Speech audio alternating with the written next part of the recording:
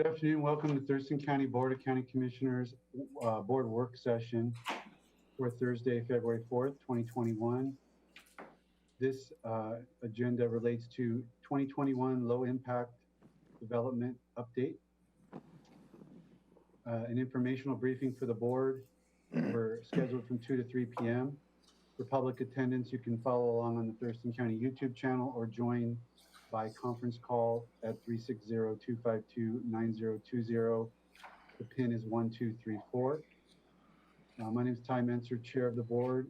Commissioner Carolina Mejia is present. County Manager Ramiro Chavez. Vice Chair Commissioner Gary Edwards.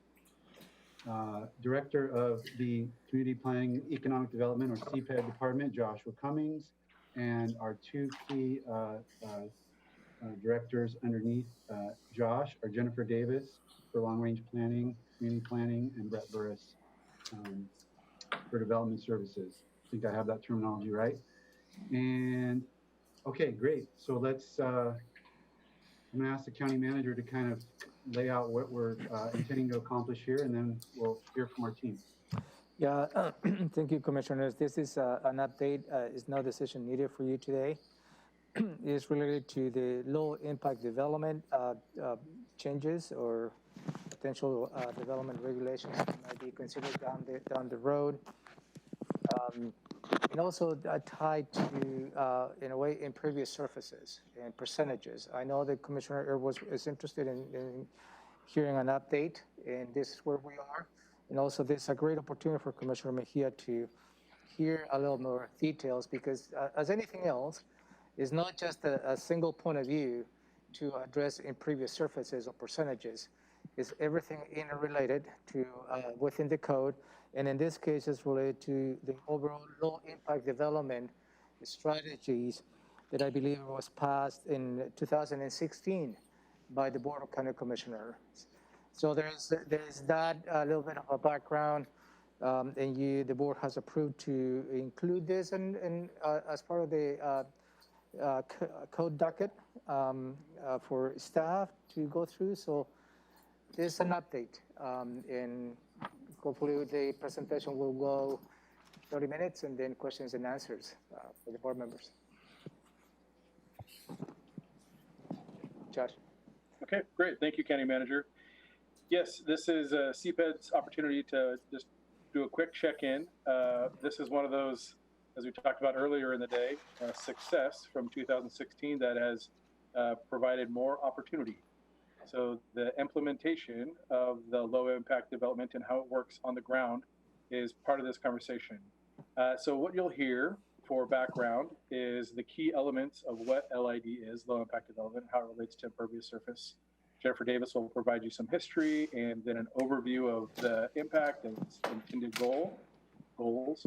And then in the middle, you'll hear Brett Burris provide an input on how the implementation has gone so far on large lots, that's 2.5 acres and above, and then some of the complications that we've encountered in 2.5 acres and below in implementation, which will then lead into Jennifer Davis coming back in and describing the docket item that a previous board and then the board last year also added to the docket as a priority that we're working on, and we'll have more in depth towards the end of this year.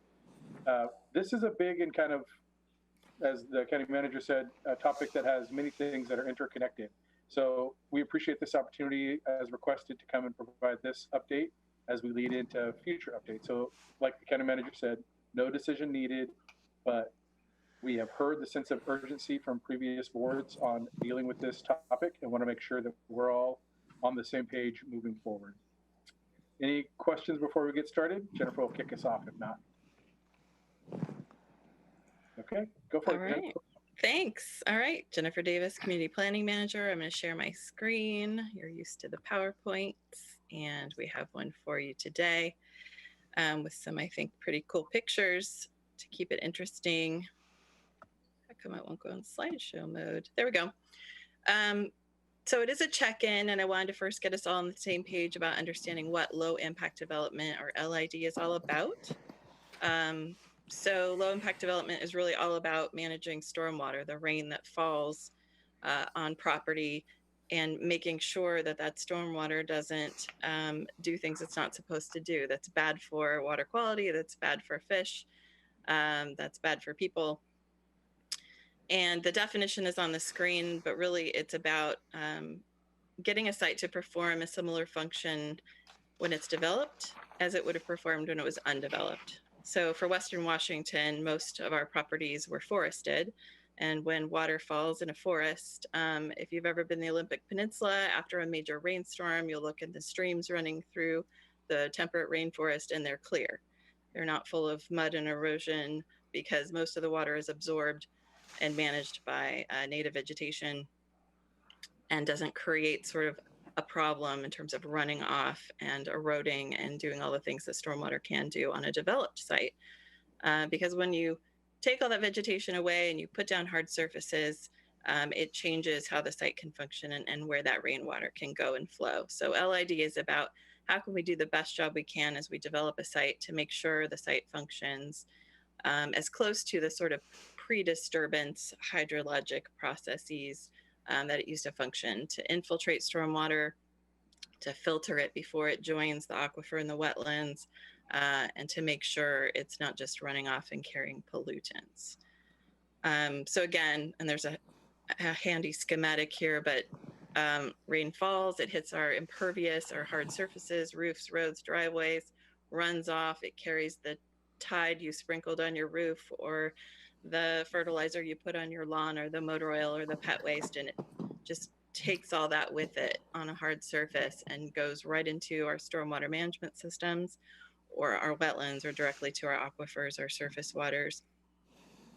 And again, before a site's developed, it's less than 10% of the water that falls on it will run off and do this. But in a highly developed site with a lot of impervious surfaces, over 30% may run off. And that's a big difference. And that can bring a lot of impacts, not only pollution, but increases local flooding, increases erosion, property damage risk. So low impact development is about managing all of those impacts. Key principles of low impact development, as illustrated by the pictures on the slide, are really to conserve vegetation on site as you develop and as much native vegetation as possible, because native vegetation is used to this rainy environment in Western Washington and is used to performing that function of absorbing that stormwater. Reducing the amount of hard surfaces and disconnecting them from one another also helps. You can see the driveway picture where instead of one big slab, you have sort of two strips running down. That's going to help infiltrate that runoff right on site. Another method on the picture on the right is a rainwater garden, which makes sure it's like a pond, but it's engineered to basically slow that rate of runoff and infiltration and make sure it soaks into the ground on site, and it's filtered as it does so the pollutants are not carried into our drinking water and surface water. So how all this came to be implemented in Thurston County, we do implement low impact development through our development codes, as Ramiro mentioned. The deadline for doing so was 2016, and Thurston County met that deadline. That deadline falls out of our Phase 2 Western Washington Municipal Stormwater Permit, which covers the northern part of the county, but the code changes apply countywide. There was a deadline created out of the permit followed by state guidance on how to integrate low impact development concepts like the ones I just went over into local development codes. And then in 2014, 2015, Thurston Regional Planning Council and Thurston County did a major LID project. And so there was a lot of public outreach, stakeholder work, and policy development work through that project. And then in 2016, the Board of County Commissioners adopted those LID code changes into a variety of places in our code. They're integrated into our building code standards, our zoning code standards, our platting and subdivision ordinance, and also our drainage design manual was updated. And then as with major code changes, as you get into the implementation of these code changes, you start to find out maybe those code changes aren't working exactly like we pictured they would, and some problems may crop up, and then you do your best to make your adjustments along the way. I'm going to kick it over to Brett to talk about what that's looked like since code implementation, and then I'll get back to the current project we're working on about updating the codes themselves for sort of the long-term fixes to these issues. But Brett, if you just wanted to jump in and describe some of what your staff has been doing with implementation. Yes, thank you, Jennifer. My name is Brett Burris. I'm the Development Services Manager for Community Planning and Economic Development. So as we work through the codes and ordinances of the adopted LID standards, we've learned that on parcels 2.5 acres or above, and county staff has and continues to apply code and ordinance with the LID requirements.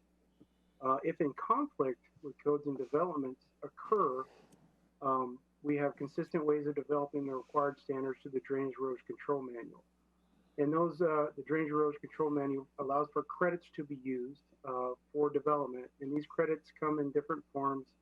You can increase your impervious surface with the soils report, as long as you maintain trees and natural areas, as Jennifer has identified in other slides. And of course, replacing impervious pavement with pervious pavement. And the best is what they call the best management practices. We've also learned that on parcels 2.0 acres and below, that there has been challenges. The most common challenge has been these small, under 2.5 acre parcels with long driveways where impervious surface calculations are utilized with the driveway as well as the development. And so in 2019, CPED engaged with legal counsel on an administrative path forward, and the prosecuting attorney's office guided us to move forward with the code updates, not necessarily an administrative approval. And since then, the board, the county commissioners, has given us direction to take a look at 2.5 acres and below. So CPED staff has formed an independently formed group and coordination group in order to review and ensure consistency in the implementation of the code. And I'd like to also note to the board that these applications are rare, meaning that if someone exceeds the impervious surface standard, a special use permit is typically required in order to move forward. We haven't seen a special use permit request for an increased impervious surface standard in over 2 years. And again, and this typically applies to applicants with long driveways. And for those applicants that do have that very rare circumstance, if they have submitted any type of application, we've always given a full refund so that we can work through these processes.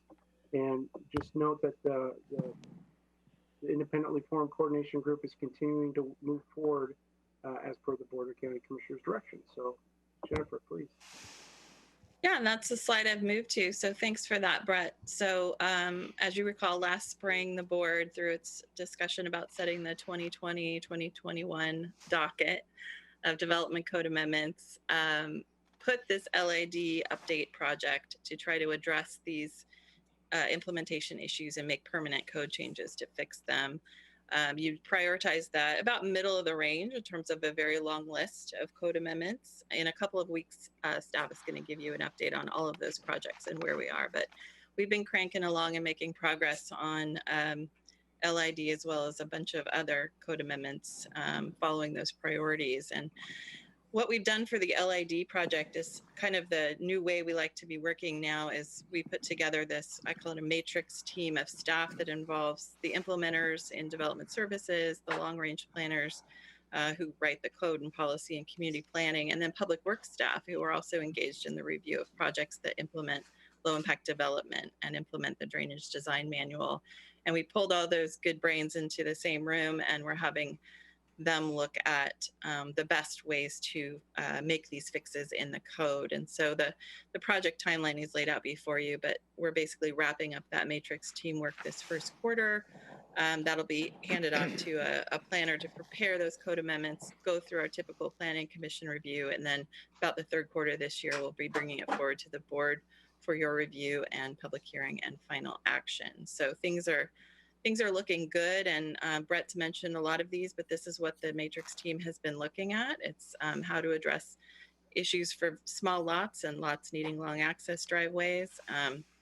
if we're achieving what we wanted to achieve for impervious surface limits on those larger rural lots, and also some internal code fixes we need to make with, there's an overlay district applying to Ken Lake that has its own impervious surface limits that we need to make sure are consistent with the rest of the code. And just overall, I think this process is really, by bringing staff together, they've also looked at other process and administrative improvements just to ensure consistent application of LID standards across all of our codes. So it's been a very fruitful process, and you'll see that later this year, how that plays out. But it's looking good. I think there are going to be fixes that are going to be able to be done to alleviate some of the issues that Brett described. So I'm going to wrap up my presentation, leave you with a few remaining pictures of what LID looks like. The lower right corner is a schematic of what an impervious asphalt might look like, which means the water can actually go through the asphalt into a storage chamber below. So that's sort of a technical fix. And then there are some other methods folks can use. And the picture in the middle is actually my yard and my personal rain garden that I built with my husband. And those are my pet ducks taking advantage after a rainstorm. But I mean, these rain gardens really do work. This was a significant rainstorm, and this pond took stormwater runoff from our sloping driveway and part of our garage roof, made sure it didn't go flood our back patio, and instead contained it in a pond and did a slow infiltration. So these are some of the things that folks out there can and do use to implement LAD. All right, so next steps I think we covered. I'm happy to answer questions, and so is the rest of the team. I'm going to stop sharing. Let me jump in real quick. Yeah, So, Commissioners, I just want to go back just real briefly to Brett's middle portion. Some of the comments or questions that we heard from commissioners previously, just to expound a little bit on what Brett said, there was concern about 60% of the site being utilized in this process, or 10% in the verbiage that is written into the code. And so the action that we took specifically relating to that question from a previous board was to come up with that policy, that procedure that Brett relayed. That's the one that we ran by the prosecuting attorney's office. And that's where we got the comment back. Thank you for this concept. The best way would be to go through the code updates. That is what led us to this conversation. So that goes back to CPED understanding the urgency of this request from the previous board, and that we went down a path to try and do an administrative fix, and that was guided not to go forward, which is why we brought it back to you as a docket item in 2020, and that leads us to Jennifer's portion. So just want to make sure that we're all kind of on the same page, that we're pushing forward, trying to find solutions to how we implement a code that was adopted. And the other portion that Brett said, when folks have applied that can't meet the code, it's only happened once that we could find, that applicant received a refund on their application. So, you know, CPED's mission is to serve the citizens within code and ordinance. And if that code and ordinance needs tweaking, that's what we bring to the board, which is what we're currently engaged in now. Hope that helps a little. Commissioners, Commissioner Mejia, go ahead. I have no questions at this time. Thank you. Commissioner Edwards. Yes. See, being nobody was here, at least on staff, in the position you're in now when this was put in place in 2016. Jennifer, I do think you were on the Planning Commission, though, at that point in time, weren't you?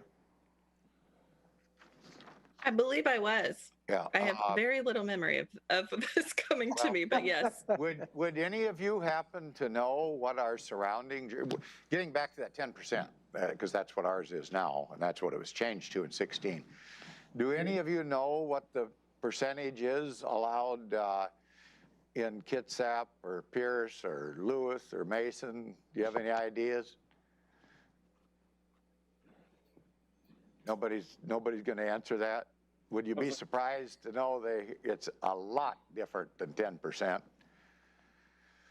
Well, so that's actually a good question in terms of how we implement. So the conversation that we've had previous is other locations have kind of a more cut and dry. right? They've got a higher percentage, but less flexibility. What was implemented in 2016, from my understanding, was a low floor at 10%, but then lots of flexibility on the different things you can do to increase your Okay. surface. Josh, I got to interrupt you. I'm sorry, Yeah, but please. when you Yeah, talk go about flexibility and starting off at that percentage, it just doesn't fit. And what I'm talking about is the cost of housing was driven up substantially, and affordable housing is never going to be able to be attained if we don't have adequate housing. And that's kind of the end result of what took place here. So if anybody has any questions, I'd encourage them to check with other jurisdictions, because builders tell me we're the most strict in the region. And I want to do everything that I can to protect the environment, but this was excessive. And what it made it difficult for people to get housing. And the goal at the time was to discourage people from building here in Thurston County, encourage them to go down to Lewis County or elsewhere. And unfortunately, that was detrimental to our housing situation and to our local economy. So I could get into some more particulars on that, but it was just interesting that at the last minute they come up with this 10% bam, just like that. And that ended up being the wrong choice. And I'm not here to tell you what the right choice is, but that was the wrong choice. And I'm kind of curious what you've come up with as a compromise, Josh, with your group. Well, so that's exactly the docket item, is we don't come up with the compromises. We facilitate the conversation from the community to better understand some options for the Planning Commission, which then makes a recommendation to the board. So in terms of tweaks or changes or updates or changing the intent of the original, all of that is within the board's purview. And so that's exactly the conversation that Jennifer's talking about, in terms of we are facilitating that conversation with the community. But it's really not up to the board, because we have to live within the guidelines from ecology.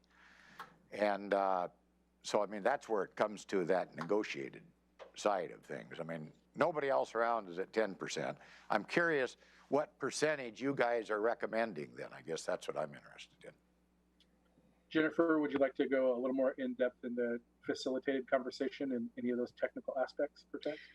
I think we're not ready to sort of talk about the fixes that the group is coming up with, but I do know one of them is they are examining those percentages, how practical they are to be implemented, if there really is if there's a perceived problem, if there's a real problem, do those percentages need to be updated? And that's part of what the group is still working on. So it's premature to be commenting on the solutions that they're finding.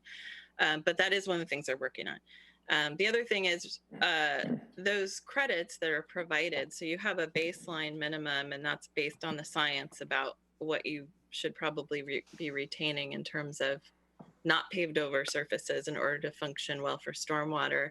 The credits are pretty, there's a long list of things you can do to adjust that 10% or that minimum percentage. You can increase it, for example, in a lot of our zoning districts by 50%, if you're doing more to retain native trees and vegetation on site.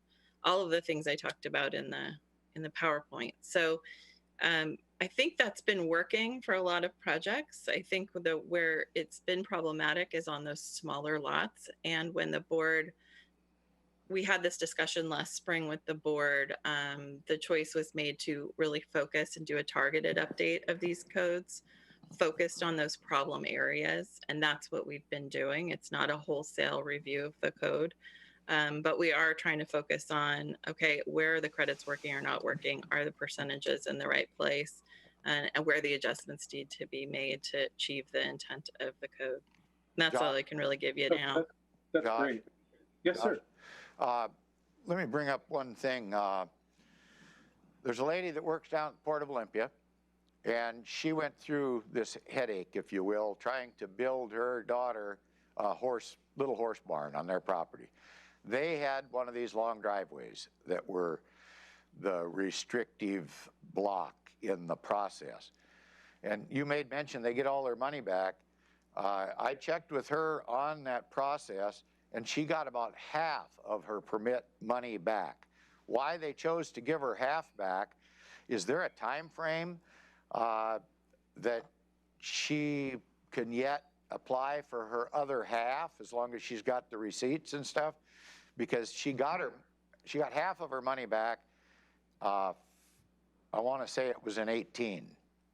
It was earlier than that, if it's the same project that we're talking about, since there was the one that we're to come up with. So now you, I mean, maybe you give it all back now, but you didn't then? Is that what's going on? I'll get to the answer. So Brett's comment of a full refund was not exactly accurate. As the board has directed, we are a full cost recovery organization. And so there was work that went into the review, and we're required to charge a portion of that work. Okay. So we have the receipts on the refund. If the board would like to take a look at that, we can have a separate conversation about our refund processes. But as directed by our current decisions from the board, we are 100% cost recovery. And so we worked really hard to find as much flexibility in the refund that we provided to that person back in 2017. That's what I was going to say. The refund occurred in 2017. Okay. Yeah. Okay, good enough. This is before our time. Okay, thank you. And then I'll just go back to your first question, Commissioner Edwards, in terms of the percentages. You heard exactly Jennifer's input there. We've heard that question, and it is one of the ones that is being discussed. And I think that your point on ecology and having those conversations leads directly to Jennifer's, like, let's hold just a minute before we get too far down in the technical details, because there's more things to be worked out before that time. And I'd remind the board also that these are the same humans working on this topic that just completed the comprehensive plan docket and the habitat conservation plan, and that we're working under the prioritization of the board from 2020. So we're getting to it. I'm so proud of our team continuing to knock these things out, and Jennifer Davis and her group pushing the Planning Commission to facilitate these conversations has been a real positive from my perspective. Okay, well, thank you. It sounds like more to come from Indeed, my definitely. perspective. So thank you very much. Okay. Okay, I wanted to make a few comments. So this is a really important area to me. I think I told this story once, but I'll tell it again for Commissioner Mejia's benefit, that when I got one chance to sit down and have lunch with Congressman Denny Heck, and we were talking about, and Denny Heck had spent a lot of his time in Congress working on Puget Sound recovery. And I asked him, I said, well, I'm your commissioner. I mean, you live here. What is it you want me to be working on? And I said, give me the top 3 things that you want me to be working on. And he said, stormwater, stormwater, and stormwater. So I kind of take that to task because I respect his experience in working on Puget Sound recovery and what's really going to matter. So because I care about that and I want it to work, it's only going to work for the community if it's really, well dialed in and well finely tuned. So I appreciated this sort of targeted look to try to make our standards, tight and efficient and sensible for the community at the same time that they're doing the stormwater management work that they need to do. So I've been supportive of this docket item. We were really clear about, as Jennifer mentioned, we were very clear about the scope of this item. I did not understand it. In fact, I remember a meeting last year where Commissioner Hutchings was gone, and it was, I think, Larry, I believe, and myself and Commissioner Edwards were the only ones kind of there, and we were going over the scope of this on a check-in. And, we were about to vote on the docket priority, so I wanted to make sure I understood the scope of what this item was, so I knew where it fell in my personal priority list. And we were very clear that this was a targeted look at trying to fine-tune things and create flexibility, especially for those properties under 2.5 acres, as Brett has described. So that's what I believe the focus of this was when I voted for it as a priority item. And I would just say one other thing, when the Commissioner Edwards said something about this last minute, I think you made reference to like a last minute throwing of 10%. And Allison Osterberg, before she left, gave one of my first briefings on this as a commissioner. She explained that this was a stakeholder process, and I think Jennifer alluded to this as well, that the standards that we have, they may be tough or they may be more restrictive than other jurisdictions. I can't really speak to that, but she described a process where they were worked out with stakeholders that included our developer community. Not that everybody ever agrees with the result necessarily of what came out of that, but there was a lot of public input, a lot of science input to it. And she described a process that sounded like we should have some confidence in that there's a justification behind what we were aiming at. Now, can we turn the dials and make it better? I believe that we can, and I hope that's what staff will do. So looking forward to all of that. I did have one question, and this came up, just like Commissioner Edwards, I get citizens that call me about, I've had a couple that call me about difficult situations, and he's right about the driveway. It tends to be a driveway situation. There was one issue, for example, where like shared driveways, like was counting against both properties when, like really, it was almost like double counting it in a way, because like the driveway went down a property line and it was being attributed, all of the driveway was being attributed to impervious surfaces for both properties, something like that. That's the kind of like flexibility I think the community will expect us to kind of deal with. But in the course of that conversation, we got into a discussion about the cost, and this may be beyond, your guys' knowledge, but I was surprised at what they were telling me about the cost of the various alternatives. Because like, for example, Jennifer's picture about the driveway where you have 2 strips instead of a full slab. To me, that would seem like, well, that's less concrete. That's going to be cheaper. Like, or it certainly shouldn't cost like 3 or 4 times as much. Or impervious concrete versus pervious concrete. I guess I'm just wondering if you guys could weigh in and, is it the case that these, or like those little X's, when you see like a driveway or a parking lot that's got the crosses and the grass kind of coming through it. That kind of solution, when I look at it in a picture, seems like it should be just as same price as anything else. Like, why would flat concrete be twice as cheap as cross concrete that lets grass grow through it? But that's what some citizens tell me. So I'm just curious about that. The cost, because like Commissioner Edwards is talking about concern about it driving up the cost of housing and things like that. Is there anything you can shed light on these different impervious solutions? Jennifer might jump in, but first I would say it's always a tricky spot to put government in the place of the free market in terms of cost per item. But with that as a caveat. Yeah. I'm talking high level. No, high level, the cheapest thing you're going to be able to do is retain your vegetation as much as possible on site. That's going to offer you the most bang for your buck, and kind of design around that natural, the way the site functions naturally. If you're dealing with a brand new site, then going up the scale from that, obviously, the more engineered you have to get. And some of these pervious concretes and pervious pavements, and the design, if you have to engineer a stormwater drainage system and infiltration system, as opposed to doing it like my husband and I did it, that was very cheap. You might have to do a much bigger project for a bigger site with more impervious surface. So the more engineering you have to do, and the more fancy types of pavements you have to pull into the project, it does cost more. And so that's the reality of that kind of development. But I want to emphasize that there are a lot of options within the system for you to achieve, to get credits, to be able to manage your stormwater that may be less cost prohibitive. So it's a choice on some level that the development community can make. And, the rest of it, it would have to be, we'd have to look some stuff up to see what the actual costs were for different kinds of pavers and engineering, but that's basically how it works.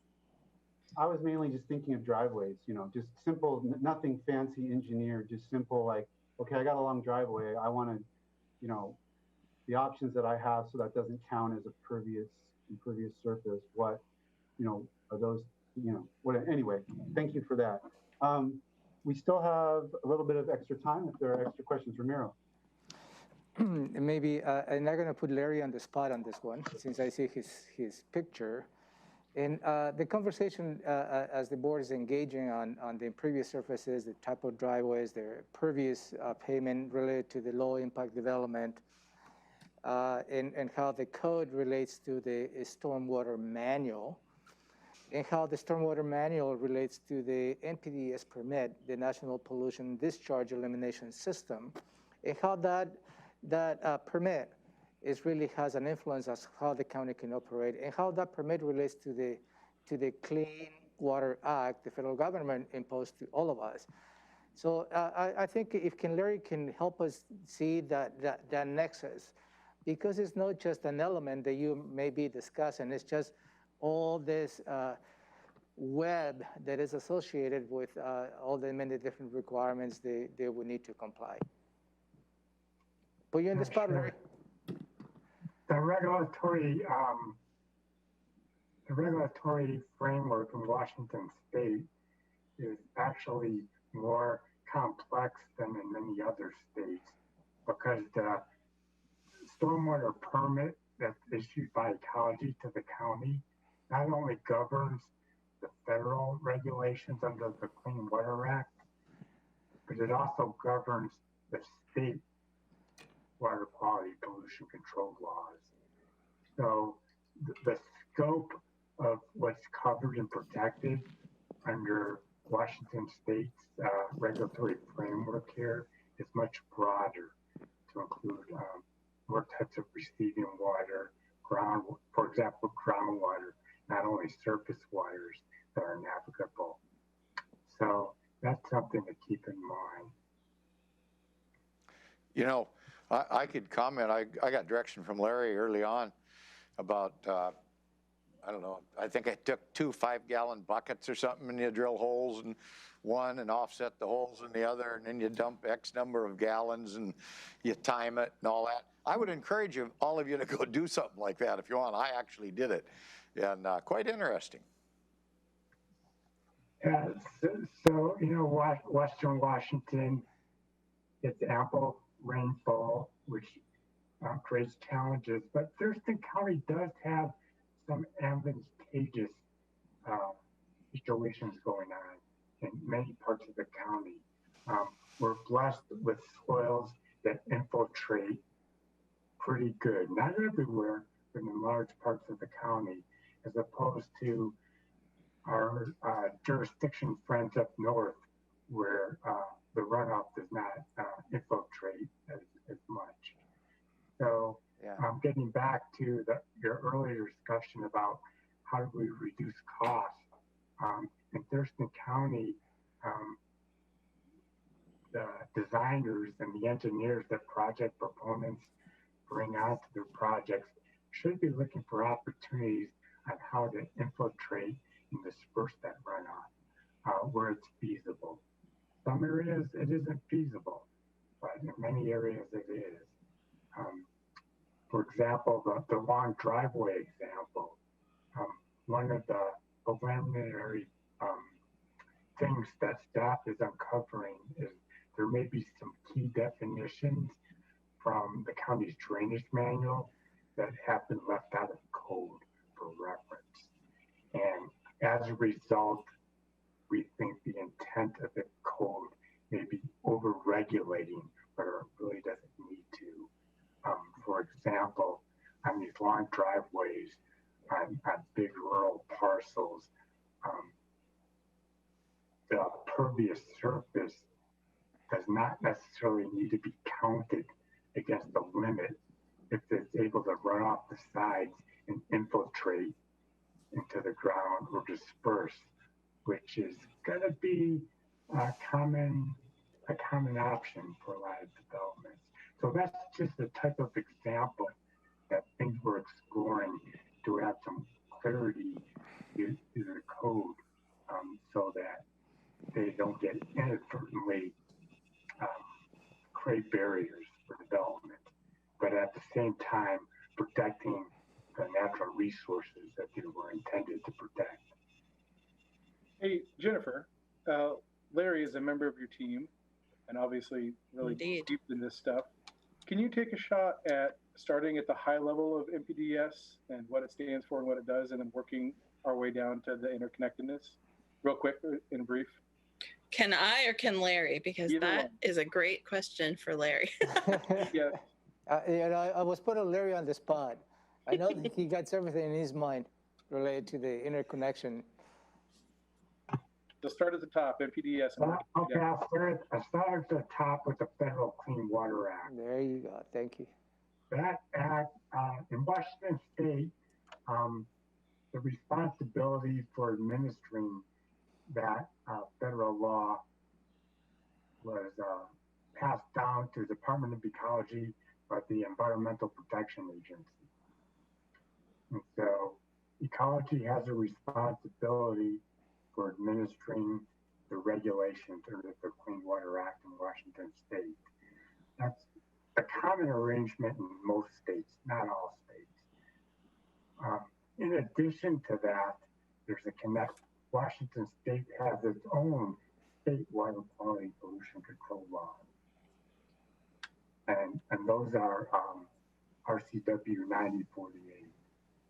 And those laws are actually more stringent than the federal laws. And so the permit that Department of Ecology issues is a combination of laws required under the Federal Clean Water Act and the state water quality laws. So it's a state waste discharge permit and it's an MPDES permit all in one package. What does NPDES stand for? National Pollutant Discharge Elimination System. And what does that permit do for the Thurston County when we get that every so often? Your work. That is usually issued on a 5-year cycle. Yeah. And what that permit allows the county and development within the county is we are presumed to be in compliance with state and federal laws if we implement stormwater management practices contained and called for in that permit. And do we get points for having a program like LID? It isn't really a point system. Is that a requirement? Yeah, it's so unlike there's other types of NPDES permits, for example, industrial permits. Those permits are regulated differently than the municipal permits that the county is under that we're talking about here. Those permits require water quality monitoring at the end of the pipe to determine whether or not your discharge is in compliance. That is not a feasible regulatory approach for municipal runoff. So the regulatory approach taken for this permit is a presumptive approach. The presumptive approach is if you implement the programs and guidance called for in the stormwater permit, you will be in compliance with state and federal law. A very different regulatory construct. And so one of those constructs is the guidelines and requirements in the county's drainage manual. So sorry. No, go for it, County Manager, please. Yeah, I really love the subject because I have been involved for a few years. And sometimes comparing Pierce County to Thurston County in terms of the MPDES permit is different. Because Pierce County is phase 1 and Thurston County is phase 2. Larry, can you explain the difference between phase 1 counties and phase 2 counties? Yeah, the most significant difference is with a phase 1 county, the geographic scope of the permit, the rules we have to live by for phase 1 counties covers the entire county. Thurston County is a phase 2 county. Yeah. The geographic scope of this permit is, generally speaking, the unincorporated urbanized areas of the county. Just outside of the UGA boundaries, correct? Generally speaking, yes. Larry, you said the Thurston County is lucky because we had these soils that were, you know, more allowed more, you know, penetration and saturation stuff. But aren't those the same soils that attract pocket gophers? You know, I know quite a bit about stormwater. But I don't know about Good answer. Yeah, good answer. So I was just going to question how lucky we might be by having the problem. Okay, Commissioner Mejia, anything from all of that? No, sir. Okay, Commissioner Edwards? No, sir. Okay, thank you guys. That was great. Thank you very much. Thank you. Very Same good, crew thank back you. at 3, right? For open space? That's Public Works. 14 minutes. Okay. Bye-bye, CPED. Bye. We're adjourned.